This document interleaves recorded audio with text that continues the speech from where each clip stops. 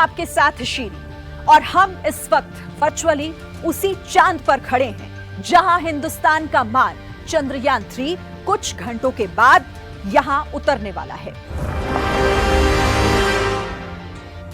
चंद्रयान न सिर्फ इतिहास लिखने वाला है बल्कि भविष्य की इबारत भी लिखेगा, क्योंकि चंद्रयान सिर्फ यहां की तस्वीरें नहीं खींचेगा बल्कि चांद के रहस्य से पर्दा उठाने आ रहा है।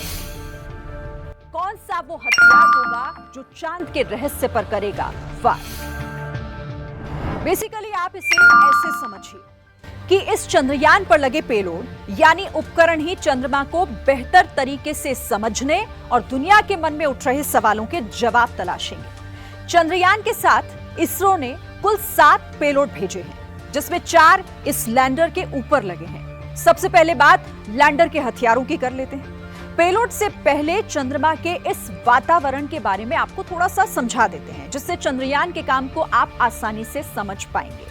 चंद्रमा पर सूर्य की अल्ट्रा वायलेट किरणें आती हैं, जिससे सोलर एनर्जिक पार्टिकल्स यानी SEP की बौछार होती है। इससे चंद्रमा के वायुमंडल में मौजूद इलेक्ट्रॉन आयोनाइज हो जाता है और इन कणों में पॉजिटिव इलेक्ट्रिक चार्ज आ जाता है। ये पदार्थ चंद्रमा की सतह पर भी मंडराता है और कई किलोमीटर ऊंचाई तक पहुंच सकता है। जैसे ही इस इलाके में रात होती है तो ये समूचा गैसीय पदार्थ वापस चंद्रमा की सतह पर गिर जाता है।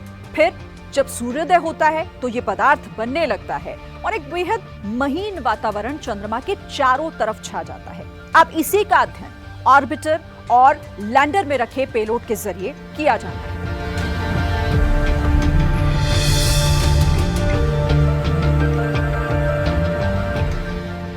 Radio anatomy of moon bound hypersensitive ionosphere and atmosphere. आसान भाषा में अगर इसे समझें तो चांद के वातावरण में बदलाव की स्टडी करेगा। इसका काम होगा लैंडिंग साइट पर चंद्रमा की सतह पर प्लाज्मा यानी आयन और इलेक्ट्रॉन के घनत्व को मापना। इनमें समय के साथ होने वाले बदलाव का अध्ययन भी करेगा। चंद्रमा पर पृथ्वी जैसा वातावरण नहीं है, लेकिन इसमें गैसें होती हैं जो आयनों में बदल जाती हैं और सतह के बहुत करीब होती हैं। ये दिन और रात के साथ बदलता रहता है और पेलोड इसकी स्टडी करके ये समझने में मदद करेगा कि समय के साथ चंद्रमा की सतह की गैस और प्लाज्मा में किस तरीके से पूरा वातावरण बदल जाता है।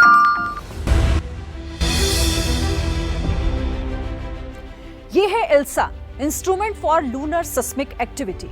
आसान भाषा में अगर इसे समझें तो चंद्रमा की सतह के नीचे होने वाली हलचल या कंपन को रिकॉर्ड करके ये पता लगाना है कि चांद की भीतरी सतह आखिर कैसी है। आप इसे ऐसे समझिए, जिस तरीके से पृथ्वी पर भूकंप आते हैं, भूकंप कहीं और आता है और हम उसे रिकॉर्ड कर लेते हैं कि जमीन के कितनी गहराई में आया है, एपिसेंटर वगैरह वगैरह। अब यही बात चांद पर भी लागू होती है।